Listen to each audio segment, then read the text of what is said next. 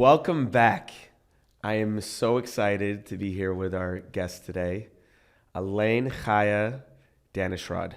I don't know if I'm supposed to be saying your entire name, but I'm very happy that we get to be here today because I have been following you on social media for, I want to say, since October 7th, 2023, like a hawk. You know, you put out your content and I follow.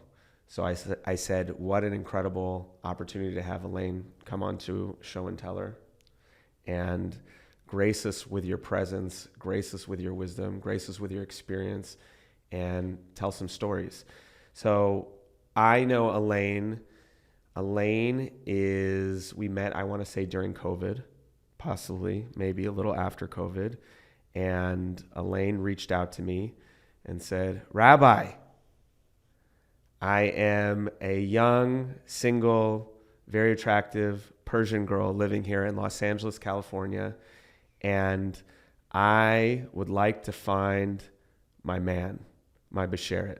And I said, you found the right person. I'm your guy. I will do what I can to help out Elaine. And she said, by the way, I also have a sister. Maybe this is not the right order, but I have a sister as well. So around the same time, Elaine and her sister sent a dating resume to me. And I looked over the dating resume. And what happened, Elaine? By the way, this is Elaine, everybody. I've just been talking, but hi, Elaine. Welcome to our show. Hi, thank you for having me. That was a really good intro. I was like, where is the story going to go? I realized I should probably start talking because I don't need to say the entire story within 2 minutes of our episode. Elaine, thank you so much for being here. That was the cliffhanger. Yeah. And I'm here with Elaine. So, you know what's really funny? My sister, she knew someone who kept mentioning your name. This guy who was like, oh, this Rabbi Teller guy keeps trying to set me up with people. And I heard it throughout a year. And then at one point, I'm like, who is this Rabbi Teller guy? Me trying to be creative during the pandemic of trying to find other ways to meet a guy.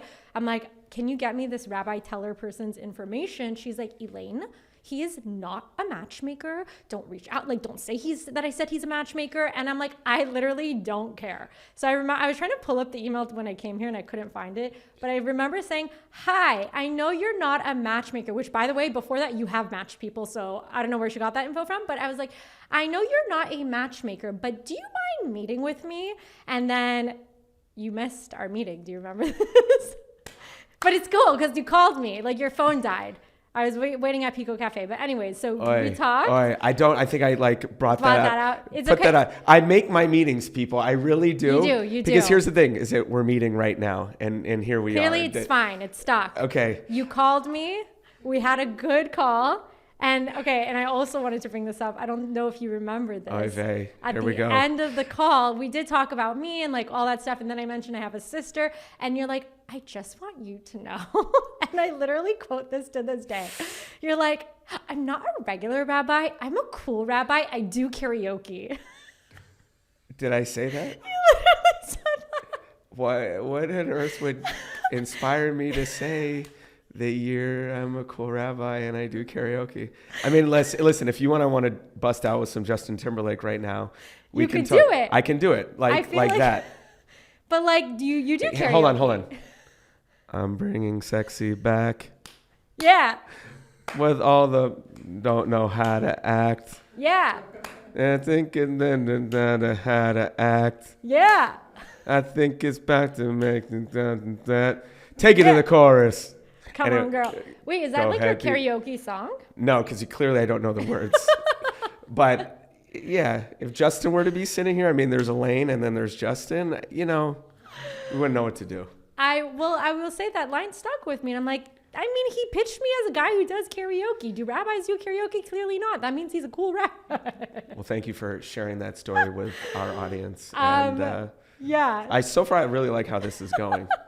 I missed a meeting and I'm the cool rabbi who does karaoke. I did mention it to my sister, so I called her afterwards. I'm like, he's not a regular rabbi. He's a cool. No, but honestly, I really like vibed with you, and I feel like we had a really nice conversation. And I was like to my sister, I'm like, I know we've tried all these different matchmakers and all these different ways, but like, I think you should try talking to him. Like, you never know is always the phrase. So I probably shortly thereafter spoke to your sister. Yes. And then what happened there? You introduced her to her husband. So I guess you are a matchmaker. Apparently, I was a cool matchmaker, a cool rabbi, and a matchmaker. And now your sister is married, and now you're part of our family forever. And I'm part of the Danishrod Sazagar family forever. For life. And I think your mom called me many times thereafter to either thank me and be like, I still have Elaine.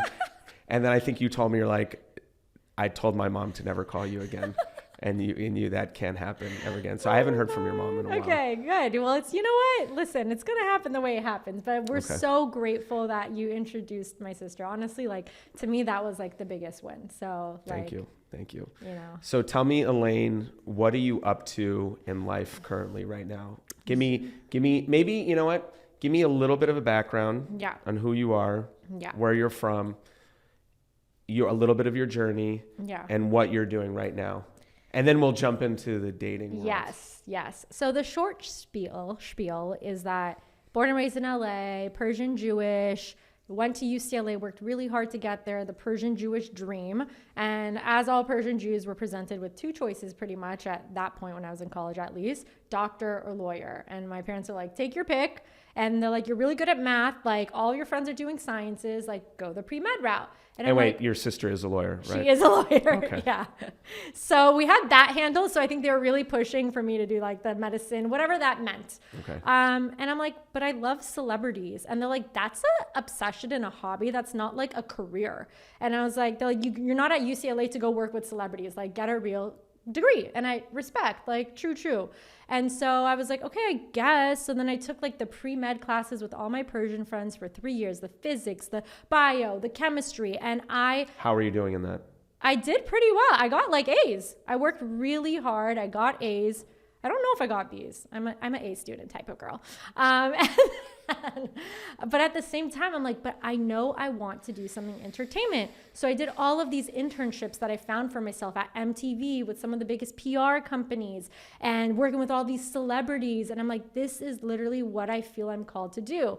So then when I told my parents my third year, I'm like, I'm not doing the pre-med route anymore. I did get a C in one class. And I'm like, and that is a sign that I am done. And they're like panicking. And they're like, all right, celebrities, job, entertainment lawyer. So I took the LSAT, spent 3 months of my life killing myself over the LSAT. But the whole time I knew, I'm like, I don't want to do this. I saw my sister, she was already in her first year of law school and it was so hard. And I'm like, why am I going to kill myself for 3 more years doing something that I don't even want to end up doing? So I took the LSAT, but I came home that night and I told my parents, I'm not going to law school. And they were and it's nice Jewish Persian parents, what was their reaction? They were like, so what are you doing? Because your major is sociology and like there's not anything you could do with that. And so panicking and like trying to go with who I am. And I got a job in PR, and against their appreciation and will, I took that job. And I'm like, this is what I'm going to try to do. And I mean, they never once said like, we're going to disown you type of thing.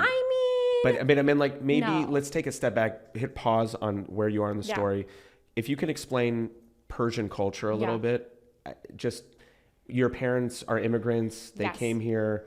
They had to, what did they have to do? Both of my parents came, like my dad came at the age of 13 to America, my mom at 18 with no family, no money, not knowing English. My dad literally had to work at a burger's joint while trying to learn English in high school. Like it was crazy in a way that like, thankfully none of us have had to like understand or deal with as like, you know, the next generation. So what all these Persians are taught is like, all you have is your education. Your money won't stay necessarily, like your home may not stay, like all you have is your knowledge and your brain.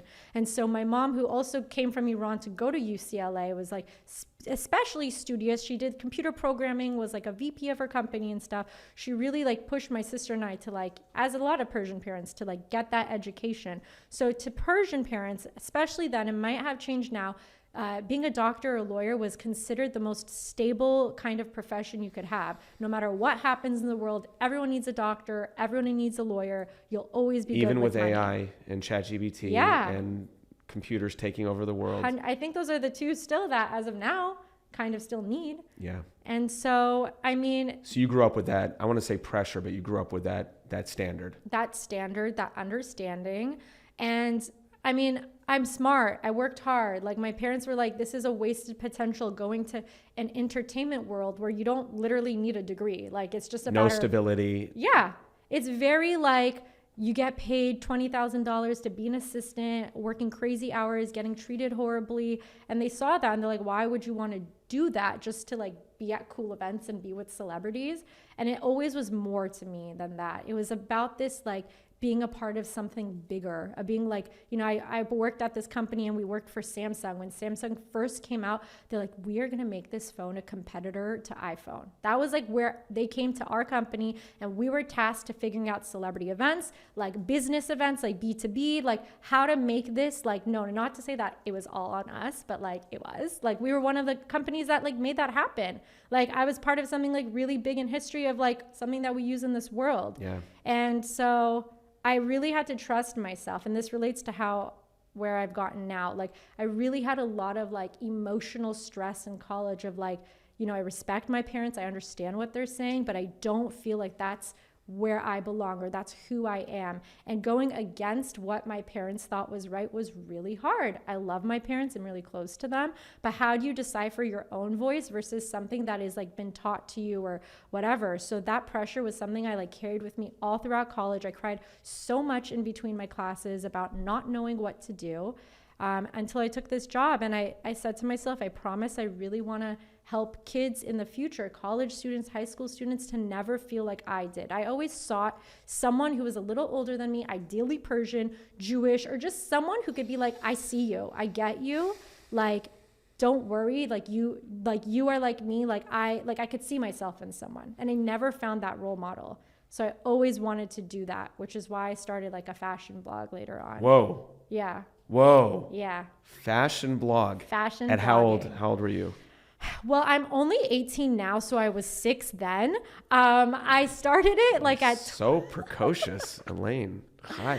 I think It takes so much courage. I mean, you're just talking this whole like going against your parents at 6 years old, Yeah. really figuring it out and saying, you know what, I'm not going to go to kindergarten anymore. I'm going to start a fashion blog. yeah, tell Really? me about it. Okay. Pioneer. I think I was 22. Wow.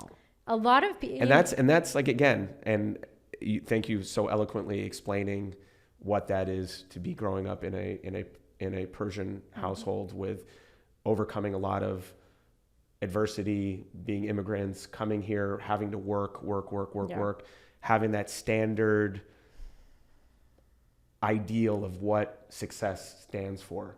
And I can see, you know, your parents love you more than anything, and all they want is, speaking as a parent, they just want to make sure that you're going to be okay, make sure that you're going to be safe, make sure that you're going to thrive. And they built up a fortress of like, this is how we're going to do the best we can to ensure that our daughters are going to have that success. And you just completely beelined and said, you know what? I respect you. I love you. I'm going to be okay. Trust me, I'm going to be okay.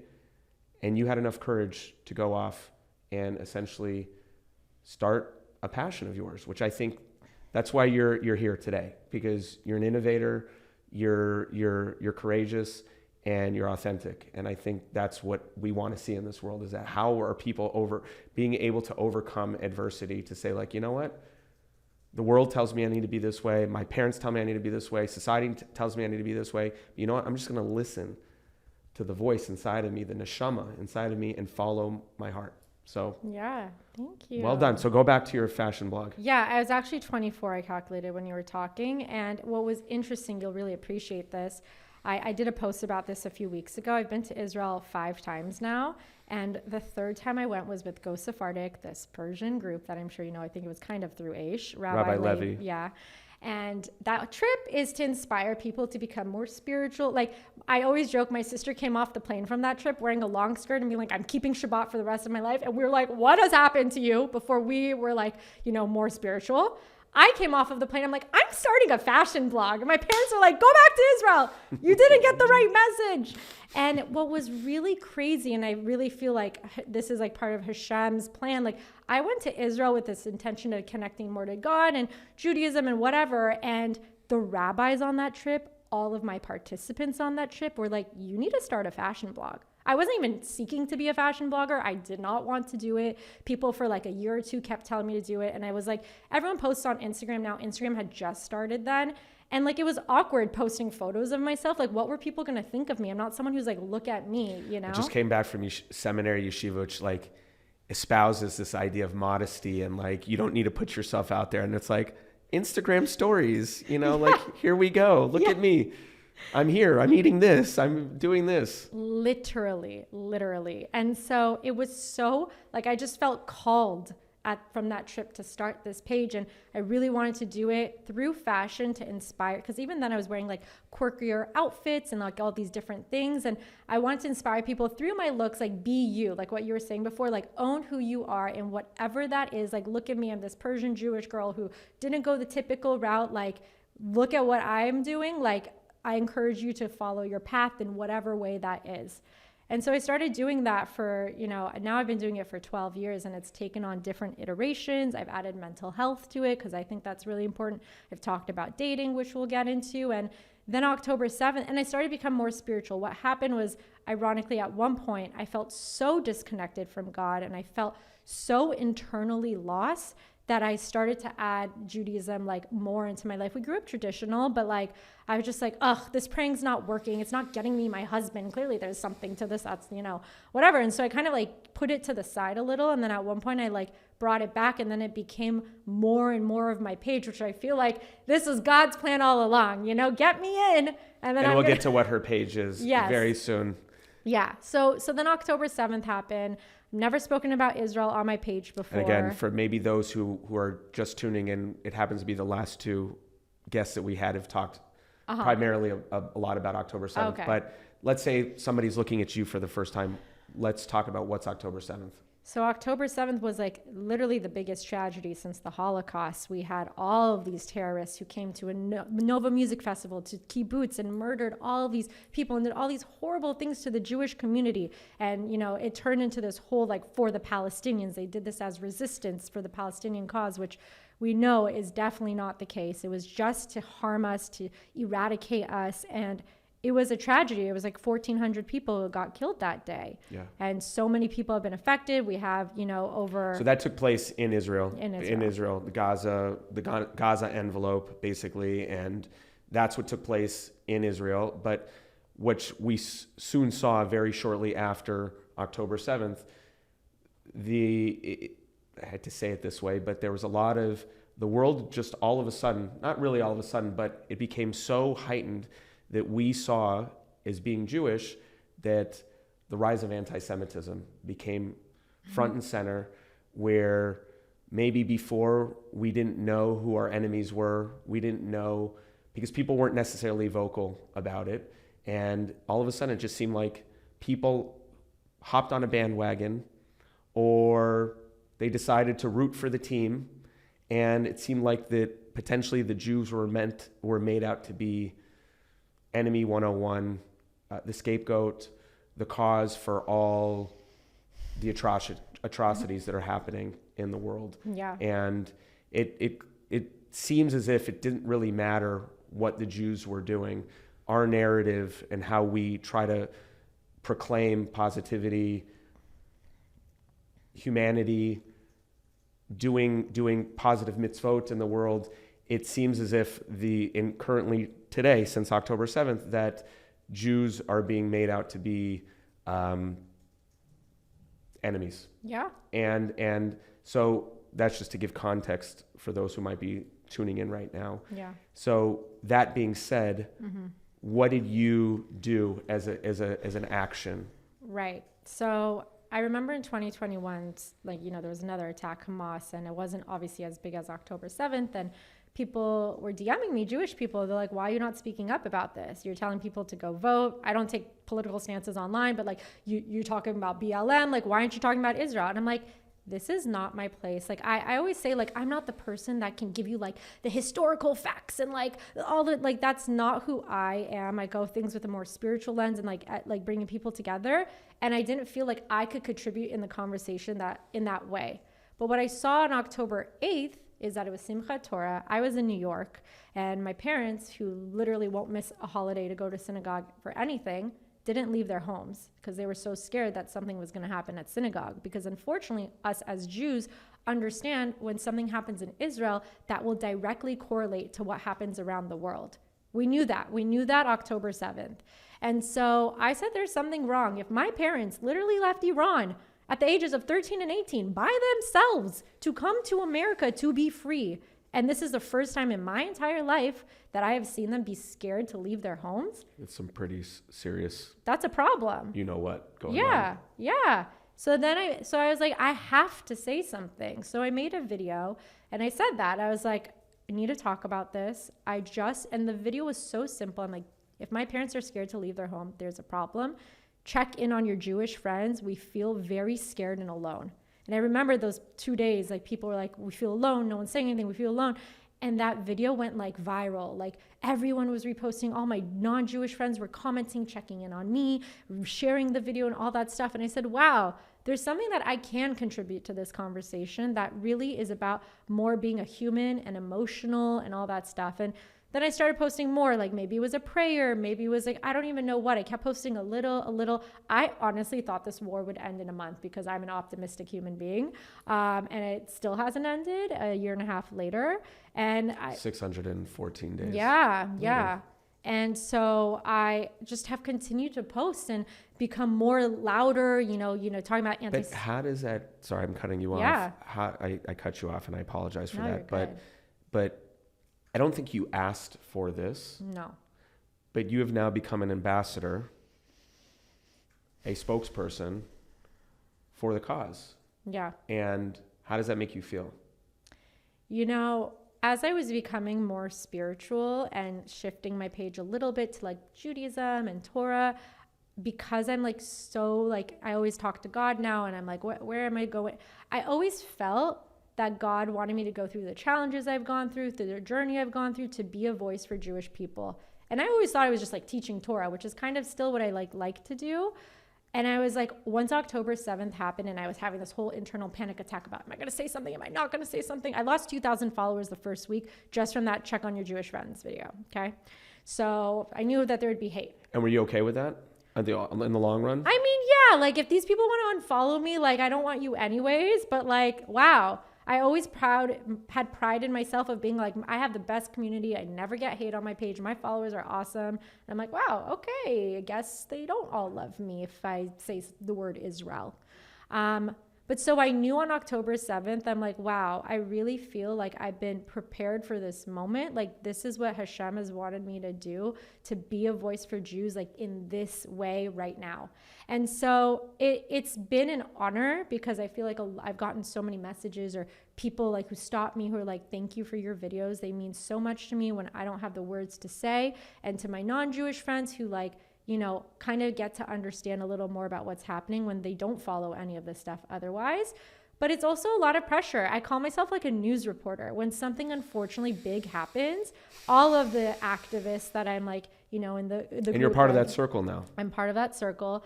Everyone is like turning around content to respond to whatever's happening in that moment.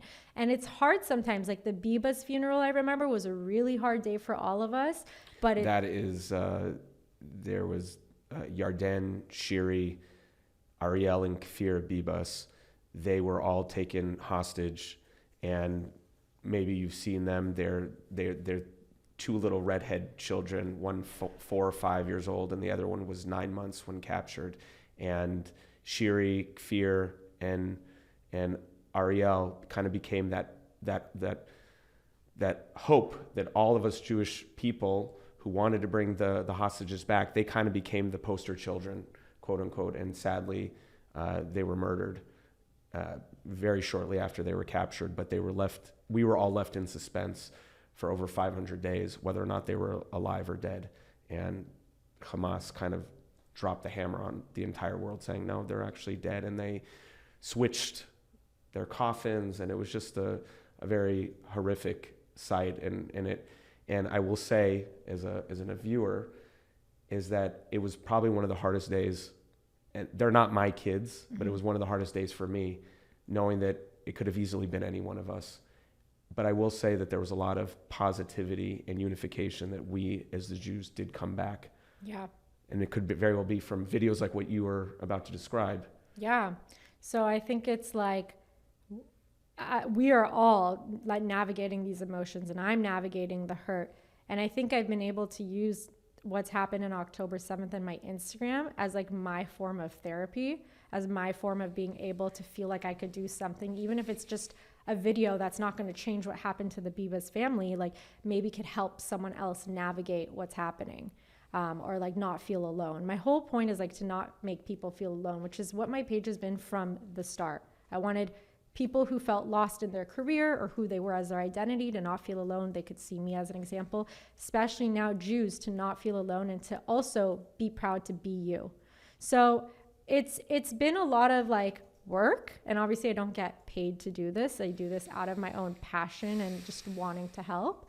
But, you know, I say Hashem repays us back. This, like, being able to, like, do a ripple effect. Like, yesterday, 613 days. I don't know if you saw this video I did, but 613 days the hostages have been held captive, 613 commandments in the Torah. I made this video being like, how about if we all just did one small mitzvah today in honor of the number 613? Tag a friend to take it on next, and let's just, like, it could be just as nice as, like, holding the door open for someone, and just say you're doing that in honor of these hostages who are still held captive. And this video got reshared over 200 times. So, and it's like 15,000 views right now. And I'm like, even like if just 5 people did a mitzvah that day from that video, or 200 people, or whatever it was, like, that's really cool. Like, we're all trying to do something. Yeah. Thank you. Thanks. Thank you. So and then we'll shift gears. Where do you see this, or where would you like to see this go? So my big focus, passion always has been students, college students, teenagers, which is, you know, how I felt as a kid in school, like feeling like not like everyone else and wanting that guidance. I have this workshop called Workshop 18. We've done 2 events already where we go to different cities, and it's a 2-hour event where we bring, right now it's Jewish students, maybe we'll expand it to non-Jewish students as we grow, teaching them about the history of Israel, how to combat these like genocide, apartheid, things like they're hearing, but also seeing representation of me and other activists and so on stage, and like we are them and they are us. Like we had a basketball player, we had an IDF soldier, and myself in New York a few months ago, and it's like you could see yourself in any of these people, you know? So making these kids like feel proud to be Jewish, be educated about how they could respond, and just like learn a little more. And then I think I messaged you, you've probably seen my kids show, Chai and Orly. It's been on pause for a second because I just need some help to keep this going, but I'm really passionate about it. I was a kindergarten teacher during the pandemic. I love children. I feel like we can speak the same language, and I really want to teach these little kids from a young age, both Jewish and not Jewish, about Jewish values, being a good person, not like a religious show. It's like very Mr. Rogers is how I'm inspired by, like how he taught people like how to navigate emotions and be kind. And so I feel like the world needs that, but they need that through a Jewish person, so that these kids at a young age can hopefully see a Jewish representation, and whether they're not Jewish, like, oh, she was cool. I guess maybe I hopefully won't hate Jewish people growing up. And for Jewish people who aren't religious, especially who don't get these things taught in the home, that they can learn about Judaism, and not for a tragedy like October 7th to happen, for people to wake up and be like, wait, I'm Jewish and I think I like it. Yeah. So those are my future goals. And you should only be blessed in this area, Amen. Amongst other things, like creating a family. Yes. Creating Amen. a family, that next phase, being married, having your own kinderlach, your own children. And I guess I called you in here today. I'm grateful because we just did a half an hour of your story and where you are right now. But I'd like to now actually like get into the meat and potatoes, because Yes. I think you could be an ambassador and speak up for maybe what a lot of people are feeling right now Yeah. in Los Angeles, in New York, in Chicago, in Dallas, wherever you might be, that the dating world sucks. Yeah. Now, You said it. I'm going to tell my parents you said it. I said it, and you know, that's just why I consider myself the cool rabbi occasionally, because I'm gonna use some shock value. The dating world sucks. Now, if we had to paint a picture, Elaine Chaya, again, we all have our expectations in life and how things are supposed to go. When were you supposed to be married? Latest maximum 25. Okay. And again, you're 18 now, so Yeah, so I have a few more years to go. So you were supposed to get married at 25, and we're not going to disclose your age, but time has passed since 25. Yeah. And you, what do you feel inside saying, okay, I had this expectation at 25. I'm not 25 anymore. I've been moving on with my life, focusing on my passion projects, doing all these things, but just this one area of my life has not landed yet. Yeah. How do you feel about that? You know, it's been a journey. And I always thought I was the only one who had this weird concept that I had to be maximum 25 to get married. And anyone I've mentioned it to, especially like, I think it's more of a Persian culture. I don't know if like different cultures feel this way as well, but they're like, yep, I thought also 25. And even 25-year-olds now are feeling like they're getting too old if they're not married. So it's unfortunately hasn't changed. It's been this like either verbally or like subconscious thing that's been taught into our community. And I feel like what we were taught is that if you're past 25, like there's something wrong with you. Like what? Like you're a failure? Yeah. Or what's wrong with me? Literally, what's wrong with me? Yeah, like literally. There's a blemish on me. Correct. And I've had I've accumulated a list now of all of the things that people have said is wrong with me, which is why I'm not married, which goes from I work too much. Can you share some of those things? Yeah, like I'm too religious. I'm not religious enough. I'm too public on social media. I'm too skinny. I'm too friendly. I don't play enough games. Like there's so many things that some people be like, wait, what? Like that's something that like people would like comment about, but like it is. There's always like people have tried to analyze what's wrong with me that I'm not married, because they're like, but you're such a good girl. You have so many good qualities. Like clearly, like you're the common denominator in all of these dates and all of your life. Like there has to be something you are doing wrong. And so it was really hard for a really long time. I think this year I've really progressed in my mindset, but I did feel like what's wrong with me. And I sought to figure it out, to like get to the bottom line of what do I need to fix in order to meet my person. And I would go on all of these dates, whether it's like through matchmaker setups or these dating apps, and they just were never the right fit. And I was never someone to just like get in a relationship. Like I have a life, I have a job, like I have things I care about. I wanted to be with the right person. I was always marriage minded from like the second I entered college. Like I always was looking for my husband, you know? Is there ever been a part where you're just like, okay, to get these people off my back, or to just like maybe I should just settle? The next guy, he's somewhat tall. He's got some hair. He's got arms. He's got legs. Maybe I should just settle on this guy, and my parents will get off my back. And he's a doctor, so my parents will really like him. Yeah. And then you're like, I just can't.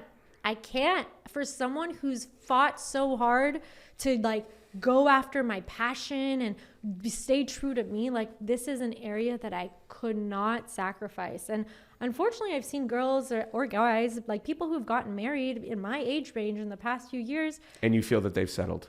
Not that they've settled, they've gotten divorced like a year after they get married. And I obviously don't know anyone's situation. I'm not judging, but I'm just saying like this has like become a common thing now, and that's a problem. Is it because they feel pressured to get married? I don't know. I'm not in the ins and outs of these relationships, but I don't want anyone to feel it ever in a place that they feel like they have to get married because they're a certain age.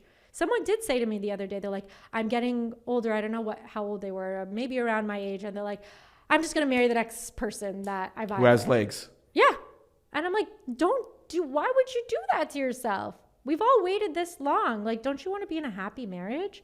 My sister waited for a while, and like, it literally was timing. Like, it could not have happened sooner. And she tried so hard to meet someone. And I look at her as an example of like, there is someone out there for you, and you just have to trust and wait. And I really feel like God has like given me the opportunity to do things I wouldn't be able. Like, I don't know if my career would be where it is now if I was married. Obviously, I probably would have figured it out, but like, would I have been able to do all of these things? Probably not.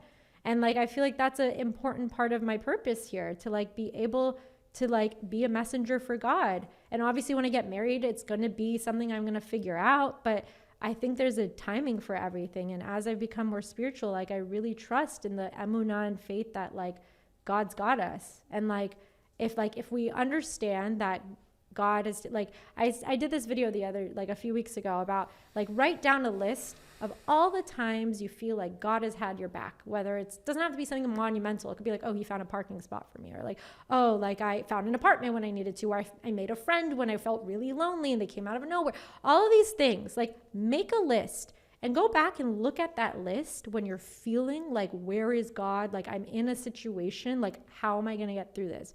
And if you've seen all of those times God has had your back, you're telling me this other thing that you need, like, God's not there, like God's disappeared.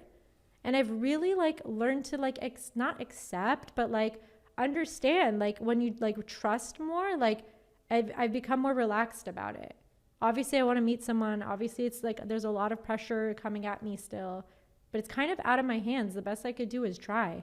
So you feel grounded right now, essentially. I mean, obviously there's still a pressure. There's still a pressure. There's still a pressure. Yeah. But what do you practically do?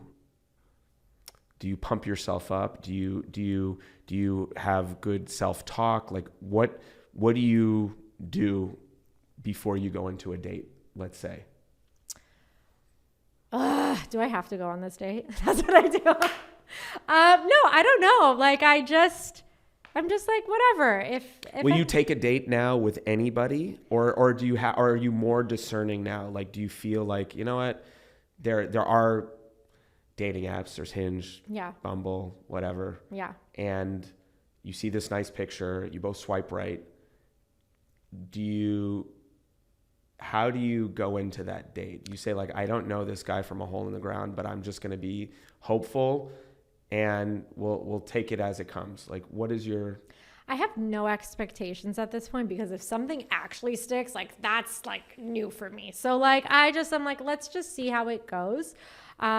Sometimes I'm a little more like, I don't want to go out with this person, whether it's a setup or like it depends like what like era of a mood I'm in. Sometimes I'm like, yeah, let's just go out with everyone and just like be open and just whatever. And take it in. Yeah. Volume game. Yeah. But then there's sometimes that I'm just like, I need a break for a second. I only want to say yes to people that I actually want to say yes to. But then there's like a lot of problems, because if someone's setting you up and you say no, there are people around me who be like, that's your problem. That's why you're being single. too picky. You're being too picky. Why would you not go out with this person? I'm like, because I went out with 5 iterations of someone else, even though they're not that person, and I knew they weren't going to be for me, and I have to at one point trust myself. You know, Jackie Glazer, who I met through you, dating coach, amazing psychologist too, and she was like, you got to like be a little more picky about how you use your time. You shouldn't go out with everyone, she says. Right. So, but it's hard sometimes when I don't go on dates as much, or people are like pressuring me. So I do sometimes things out of like feeling pressured. And then, yeah. But before I go on a date, I'm just like, be open, have a good time, do your best. And who knows? Sometimes like you'll end up being friends with that person. Maybe they know someone else for you. Maybe it's like a work opportunity. And if not, it's like maybe they always say you'll learn something about yourself every time. I don't know if I learn something about myself every time. Maybe I learn what I actually really don't want, or I won't say yes to that kind of thing again. So I guess you do learn something about yourself. we hear the I need a good guy. Mm-hmm. He needs to have X, Y, and Z qualities. But if you had to name a general characteristic trait that you value the most, that you feel defines who you are as a person, again, this is your value. What is that value that person's going to have that mirrors your values? I mean, I really look at my life in a big spiritual lens, and it grounds me of like trusting things will happen or things will be okay. And I need someone on that I'm looking for someone on that same wavelength. So spirituality, but it just like that. Does spirituality mean like living with God? Yeah. Like they have their own connection, and they just like, they can use that to move forward with life. Because I think if you can be grounded in that, anything that comes your way, not that it's going to always be easy, but like you really like can understand and see things differently. Like, I don't know if you saw, we were talking about this. I got held at gunpoint, my car stolen, different direction, but related. It was very traumatic, like whatever. I was leaving a party and a guy with a gun came and pulled me out of the car and all of this stuff. And I think like, I'm not saying my husband will look at something like this, but like I knew that this was from God, and there were a lot of lessons within that whole situation that I literally picked up that I had to learn. And I was like, this, and I don't like, even my family doesn't get it like that. Like people don't necessarily get it like that, but I want someone who can look at hard things in life and be like, let's take a step back and see if there's like another way to look at this. And maybe I have to help my partner lead in that way, but I want someone who's generally on that wavelength. Who's living with a lot of intentionality. Yeah. Living with a lot of, again, we've talked about this in previous episodes, this concept of emunah, faith, trust, that when I ask you, was that a bad incident that happened to you? It's the biggest blessing of my life. Oh, hear that? Literally the biggest blessing. Now, most people would say that was really bad. Yeah.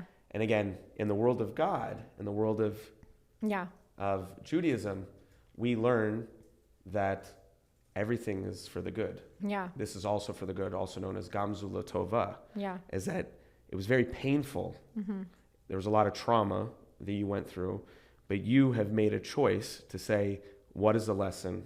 How can I transcend? How can I grow? And where's this shining light that is going to penetrate through the dark cloud of that moment? And how am I going to become a more self-actualized, self-aware, more in-touch person with my purpose from that event? Yeah. And it sounds to me like that's what happened. Yeah. And again, we don't wish that upon you. No. God forbid. We don't wish that upon anybody. But that is the Om of life. That is how to live with God, and knowing that like ultimately God is not wanting us to suffer. God doesn't want us to be punished. God doesn't want to punish you, Elaine, that you are at this stage of life and you're not married. And it sounds to me like what you've done is that you're saying like, okay, I'm seeing the roses and I'm seeing the beauty, is that I am able to create other things in my life that I find meaning, passion, joy in, and that is defining who I am as a person. And maybe, I'm adding this, and maybe by me creating this other essence of who I am by becoming this influencer, this advocate, this ambassador for Israel, that is going to better prepare you or better equip you, or that is part of your life mission that needs to be taken care of first before you as Elaine Chaya Danishrod is going to be the Eshet Chayil, the woman of valor, ready to take on that man that you have in this world. And we don't know what that's going to look like, but I promise you that when this man does come, everything that you will have gone through leading up to that will be, it made sense. 100%. And there's a Rebbitzin in New York I'm close with, and I was crying to her one day about like in November, I'm like, I'm still single. I don't know what to do, like whatever. And she was like, they say every day you're single is a day that God is telling you that you're meant to grow some more. And I really thought about that, and that has stuck with me. And I think the person I've been in the past 12 years has changed. The person I was October 7th versus October 6th is such a different person. The person I was a month ago before my car jacked, and now I'm a different person. So you're telling me like the person I was like at 25, I would have been looking for the same person? Like not at all. Like I wasn't Shomer Shabbat then. And now it's like a big requirement for me that my future partner is like down with that. So like, I know that like all of these things, maybe God's like, you're not ready yet. You need some fine tuning. Maybe my person's not ready yet. He needs some fine tuning. I don't know what it is, and also Jackie Glazer said this to me, and I really think this is something that people need to hear. Like sometimes I get like upset. Like, why is it so easy for other people? Like some people didn't even have to stress about this. They like the first time they like swiped on an app, or like when they were 22, they like just met their person. They've never had to deal with the trials and tribulations I have and other people have. And I asked Jackie, I'm like, why is that? And she was like, God sometimes has decided like some people in life need to get married young and they grow with their partner together. But some people are meant to grow separately and then meet their partner later in life. So like you can't compare yourself to how other people were and when they met their person, because literally you guys are on different paths. And I honestly think because my work and all this stuff, I don't think I would have been able to grow like the way I have spiritually or as a person if I was married to someone, because there would have been another factor I would have always had to think about. And I don't think either is right or wrong. It's just, it is what it is. It is what it is. You know? And I think that I've talked to a lot of people who feel like a failure that they're not married at 25 or in their 30s. And it's literally like nothing, like it's not a big deal. Like society has made it seem like you have to be married by a certain time, but like that's not true. I did another post about this, about like it's God's timeline. Who are we to say that the timeline is 25? Only God knows what the real timeline is, you know? And that's really hard to rewire. So how does one then tell themselves that like I want something. I'm about to bust out into song right now. Don't care how I want it now. What movie was that from? I don't know. Willy Wonka and the Chocolate Factory, Veruca.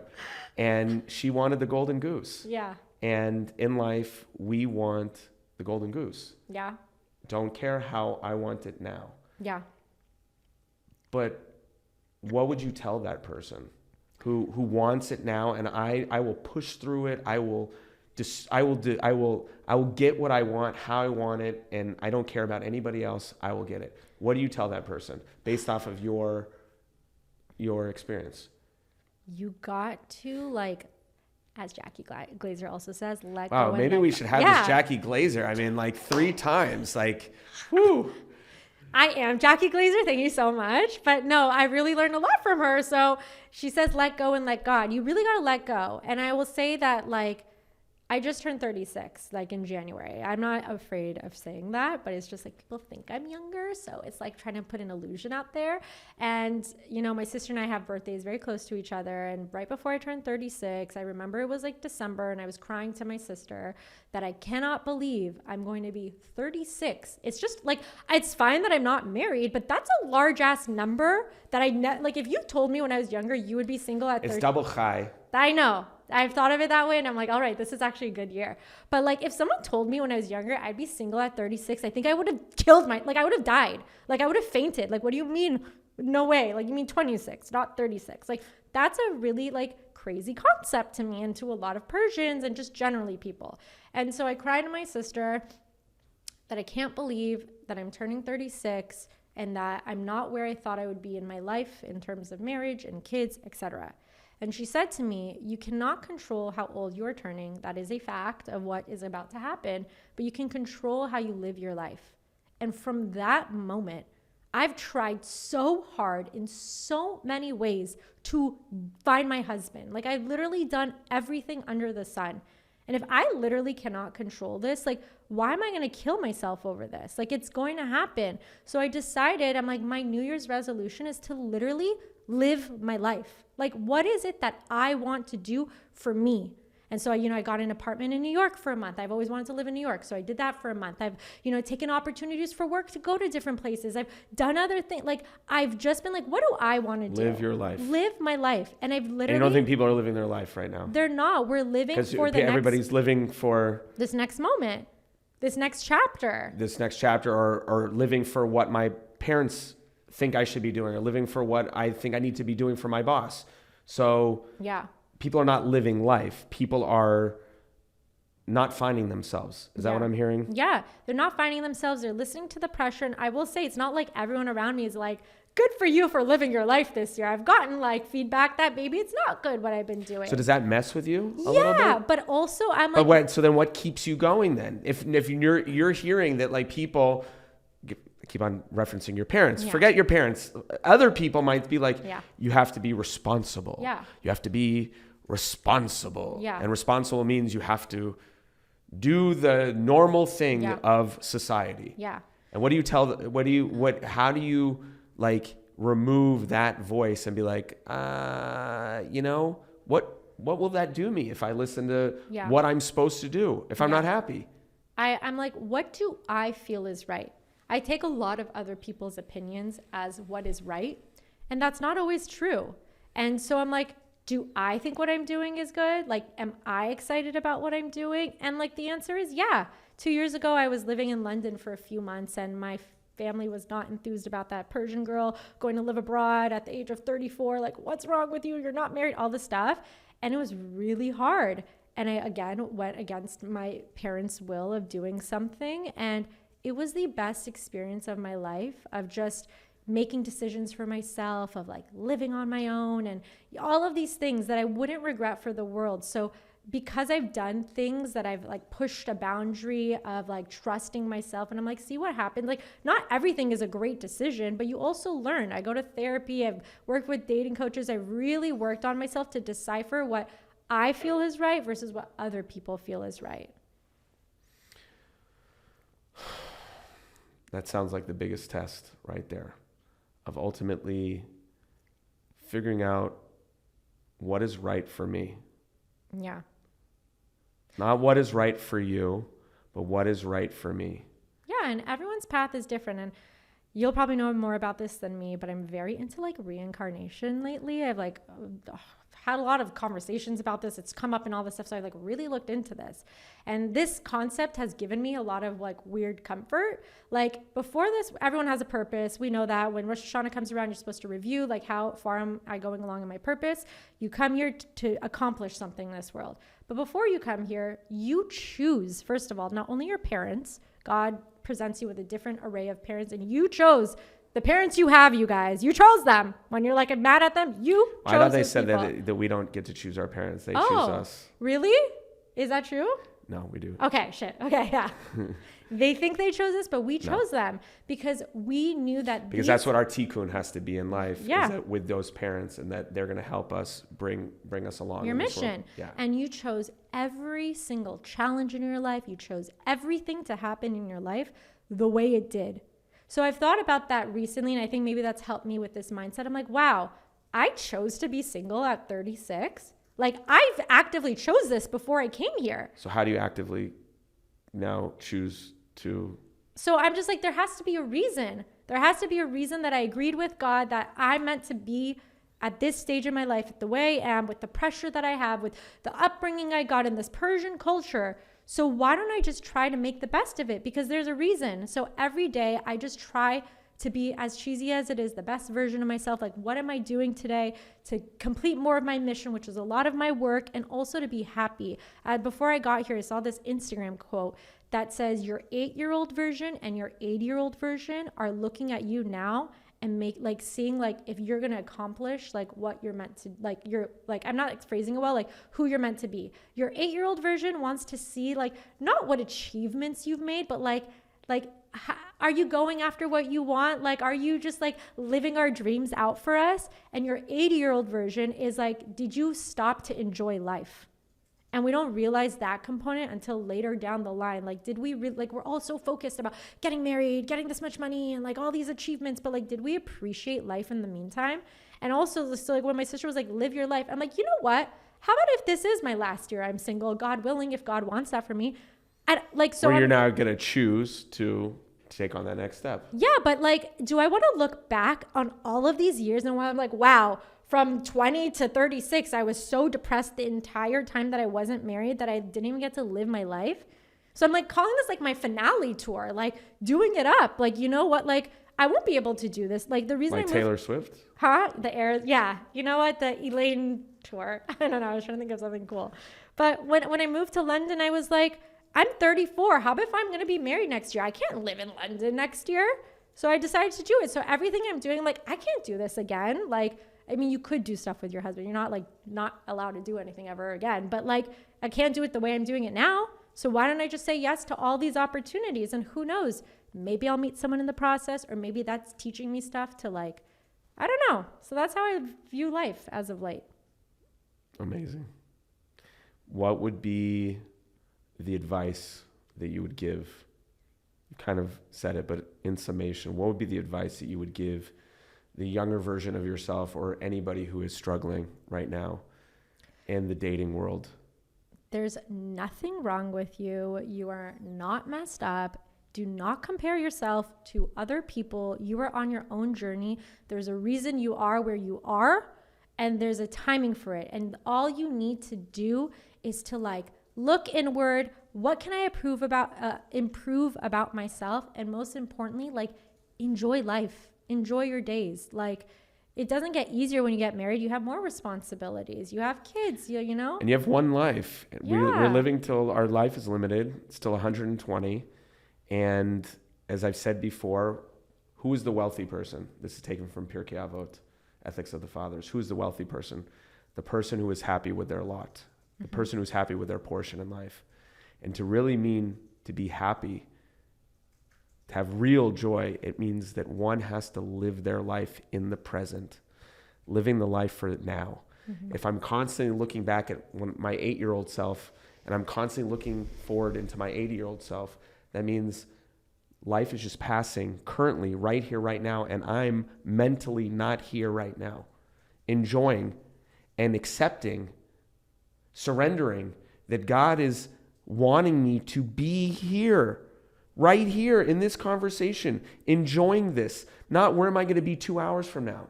Not where am I going to be 1 hour from now? Where am I going to be a day from now? For me to get the most out of life, it means I have to be here with you, Elaine Chaya, and enjoy every aspect of it. And I think that's a challenge for all of us, is that we're too busy thinking about when I'm here, therefore I'm going to be doing this. When I'm here, therefore I will be this person. But what if that might be a long time from now? Does that mean you're not going to live your life until that happens? Live your life now. Glean the message. Glean the wisdom of the day. Yeah. And that's what God wants for us. 100%. I also think, I've been keeping Shabbat for 8 years. I started it because I've influencers, so much on my phone, so overwhelmed. But it really became this really beautiful thing of like being present. So I invite people, whether you're Jewish or not, I say this to a lot of non-Jewish people, like take some time off of your phone, because I think that also adds anxiety if you're scrolling on Instagram and comparing yourself to other people, or just the pressures of the world. Like when you're literally, like one of my friends who's Jewish who doesn't keep Shabbat, I like did Shabbat with her a few weeks ago and she put her phone away. We talk a lot, but like for 5 hours, no phones. And she was like, that was the most relaxing thing that I've ever experienced. People don't know how to converse anymore. People don't know how to talk anymore. People don't know how to engage anymore.